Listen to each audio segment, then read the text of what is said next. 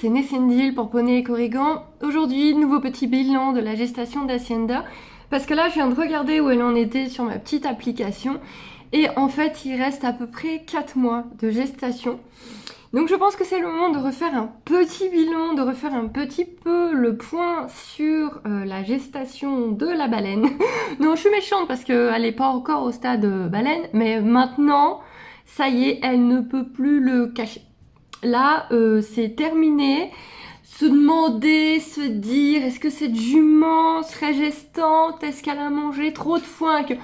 Non, là, c'est bon, on la voit, on la regarde, on sait qu'elle est gestante. Le veto a fait les vaccins la semaine dernière. Et donc on a fait venir le veto à 3 pour les vaccins, comme ça on paye moins cher. Je pense que si vous avez des choses, vous savez ce que c'est, d'essayer de regrouper des gens pour le passage du veto. Et le veto il me fait, oh elle est pas grosse encore, on voit pas encore la gestation. Quoi? Quoi? Et puis il se met de côté, il la regarde et il fait, ouais si en fait si quand même. Ah oui, quand même. Non, là, le ventre, il est là. Le ventre, il est présent. J'ai pas encore vu le petit bout ou la petite bout bouger. Ça, c'est pas encore. Ça devrait pas tarder, les premiers mouvements dans le ventre que je tâcherai de vous filmer. Mais pour le moment, j'ai pas vu de ce côté-là.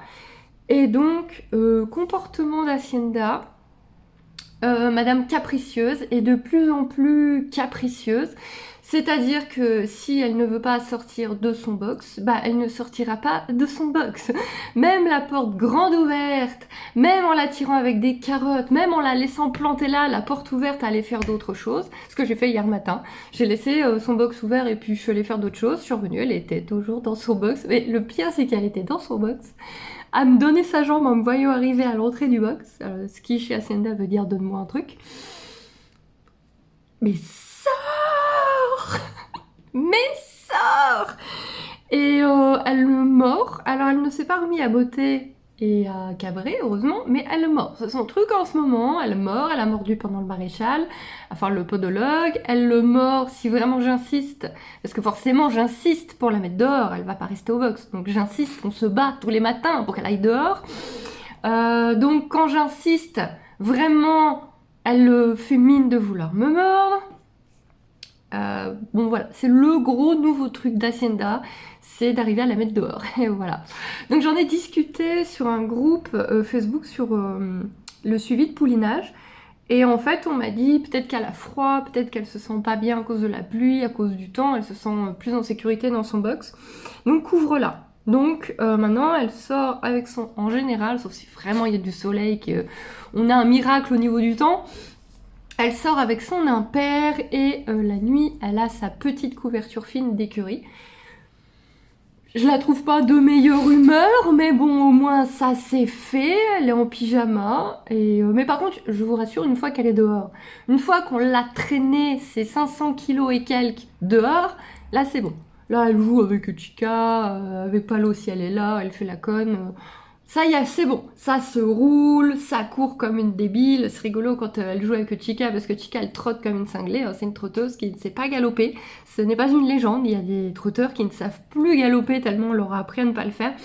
Et même en jouant, Chica, elle trotte comme une débile. Et il y a Hacienda qui galope à côté. Et avec son petit galop de daim, là, son petit galop de biche. Un peu... je crois que c'est les puissants arabes qui ont ce galop-là, non ? Le galop très serré et bondissant, voilà, elle galope comme ça. Et donc là ça va, elle joue, elle fait l'idiote, elle peut même sauter, faire des sauts de mouton, mais il faut l'emmener dehors. Ah c'est... Et je voulais un petit peu la travailler parce que je pense qu'elle s'ennuie. Donc je voulais refaire un petit peu de clicker, de cible, des choses très calmes, très tranquillement. On n'a toujours pas de piste. Mais je me suis dit, si vraiment je fais juste des trucs très très très calmes dans la piste actuelle, peut-être que j'aurai pas d'ennui, peut-être qu'on me disputera pas. Mais il a neigé, il a neigé, et ensuite, alors vous imaginez bien, on s'était donné avec la propriétaire de Palo, avec Elise, on s'était donné un jour, on s'est dit allez ce jour-là on va faire du clicker, je voulais lui montrer un petit peu la cible et tout, parce que je pense que ça peut amuser Palo aussi. On s'était donné le jour, on était prêtes, on était partis, on était allés, on y va, et il s'est bien tombé des flocons de neige, mais des trucs. Et là, j'ai dit à Elise, écoute, Hacienda ne sort pas quand il y a 3 gouttes d'eau, crois-moi bien que sous la neige, je vais avoir des problèmes. Donc les chevaux ont joué certes dans la neige, mais n'ont pas travaillé dans la neige. Ensuite, comme il faisait très froid, la neige est devenue de la glace. Alors vous imaginez bien sortir, parce que nous, l'écurie, c'est une ferme, donc c'est vraiment une cour de ferme bétonnée où l'eau peut stagner un peu. Alors là, c'était gelé, à faire marcher les chevaux là-dessus. J'ai tellement eu peur qu'elle s'étale. Mais faire marcher les chevaux là-dessus, c'était rigolo. J'ai voir. Et ensuite, la boue plus loin était gelée, donc avec donc des formes, voilà, de la boue gelée qui normalement la boue quoi. Du coup, elle marchait, surtout Chica, elle marchait comme ça en mode aïe aïe, ça fait mal. On n'allait pas travailler dans ces conditions. Donc là, on a eu vraiment, c'était compliqué avec le temps. Mais là, le temps va s'améliorer, le temps s'améliore. Donc je pourrais réessayer de faire des petites séances avec Hacienda si on me permet d'aller dans la fausse piste qu'on a actuellement pour faire des petits trucs cool et calmes avec Hacienda. De toute façon, elle est calme en ce moment. Et voilà, un gros bidou. Donc j'ai changé l'alimentation, elle est passée à l'alimentation de jument gestante depuis sa colique, que j'ai introduit petit à petit avec ses granulés. Et donc là, ses granulés habituels d'herbe, ils sont quasiment terminés. Donc je vais la laisser à son alimentation pour jument gestante, et elle le continuera après, puisque c'est également pour les juments allaitantes, sous recommandation du vétérinaire, parce qu'il trouvait qu'elle n'avait pas assez, avec le foin à volonté et son granulé de plantes, quoi. Parce que bébé est en demande, bébé est gros, bébé a faim. Voilà. Et c'est tout. Rien de plus, rien de moins. C'était un tout petit bilan pour, voilà, madame ne veut plus sortir s'il y a une goutte d'eau, madame ne veut plus marcher dans la boue, madame... on peut lui mettre les couvertures, ça, il n'y a aucun problème, mais il faut pas trop toucher à son ventre, elle aime pas ça. Mais sinon, elle est mignonne, elle fait des câlins, elle fait des bisous, et elle mange, tout ce qui compte, c'est la bouffe. Hein. Tout ce qui compte, c'est la bouffe. Bon, ça change pas trop des chevaux. Je crois que gestante ou pas, de toute façon, les chevaux, c'est la bouffe, c'est la vie. Hein. Donc, pas grand chose à dire de plus, à part ce petit côté-là, vraiment, qui m'a surpris. Mais il y a un matin, le propriétaire de la ferme, mais il était mort de rire. Hein. Parce que donc j'avais été mettre Chica dehors, je reviens chercher Hacienda, elle ne veut pas. Je finis par en avoir marre, la lâcher en mode bon bah suis-moi, si tu veux pas que je t'emmène au licol, suis-moi au moins. Donc je l'ai libérée dans la cour, elle est sortie, je me suis dit oui, elle est rentrée dans le box de Chica qui était resté ouvert. Elle s'est plantée dans le fond du box de Chica en mode vas-y, si tu viens me chercher là, ma fille. J'étais là, mais Hacienda! Et le propriétaire de la ferme, il était mort de rire. Il m'a dit, mais faut lui la paix. Mais je peux pas, il faut qu'elle sorte. Elle va pas rester au box, il faut qu'elle sorte. Avec des carottes, je l'amado avec des carottes. Elle n'a pas voulu sortir, il a fallu que je mette un licol éthologique pour la sortir. C'est là qu'on se rappelle que le licol éthologique est beaucoup plus dur qu'un licol plat. Et là, je m'en suis bien rendu compte. C'est-à-dire qu'avec un licol plat, j'étais incapable de la sortir. Si j'insistais, je me faisais mordre. Je lui ai mis un licol éthologique et là, tout de suite, je l'ai tiré sans aucun problème. Donc, j'en profite pour rappeler, allez-y doucement avec les licols éthologiques.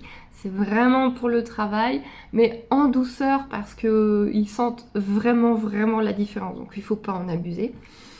Ça m'a permis de la sortir. Je me suis dit, mais voilà. C'est ça, celle-ci, je m'y attendais pas de la part d'Hacienda. Et sinon, tout va bien. Le veto, donc, avait vu que le poulain allait bien quand il y avait eu la colique, mais ça, c'était l'épisode d'avant. Et là, le vaccin, elle a eu ses vaccins. Voilà, quoi, il n'y a pas grand-chose à dire de plus là-dessus. Elle a eu son parage également, c'est le mois, voilà, c'était le mois où il y avait tout. Elle a eu son parage également, les jambes arrière, elle commence vraiment, comme il faut les monter, donc quand les jambes montent, en fait ça touche le ventre, donc ça elle aime vraiment pas, elle commence déjà à vraiment vraiment pas aimer, et là je me suis dit, waouh, au fur et à mesure, à la toute fin, les pieds ça va être compliqué. Les pieds ça va être vraiment vraiment compliqué, parce que là déjà, lui monter pour lui faire les sabots... C'était... Voilà, elle gigote, elle se plaint, elle râle. À la fin, elle levait carrément la jambe en mode vas-y, si tu la reprends, tu te la prends dans la gueule, mon gars. Donc, ouais, c'est... On sent que toute la zone du ventre, faut pas insister, faut pas appuyer, faut... Voilà, ça, faut lui laisser son ventre. Son ventre là qui commence à dépasser, faut lui foutre la paix. Faut pas trop tripoter, c'est pas son trip. Au début, je veux bien mettre ma main pour essayer de sentir le petit et tout. J'ai compris qu'elle aimait pas ça, alors elle ne m'agresse pas non plus, mais j'ai compris qu'elle n'aimait pas ça, donc je n'insiste pas. C'est son ventre, c'est son bébé, j'ai pas à aller tripoter là-dedans. Mais j'ai hâte de le voir bouger. Ça, au moins, avec mes yeux, ça ne dérange personne. J'ai hâte de le voir bouger, de vous montrer ça. Et donc, mine de rien, plus que 4 mois, ça file.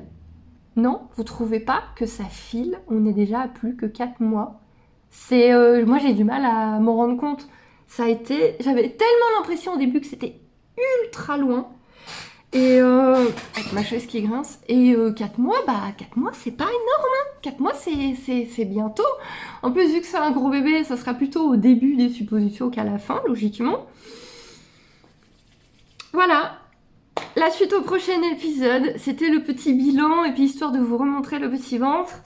Et de toute façon, voilà, les vidéos où je vous la montre, vous allez comme ça avoir le ventre au fur et à mesure. Et je vous dis à bientôt avec des nouvelles de Baba et d'autres choses encore. Voilà, bye bye!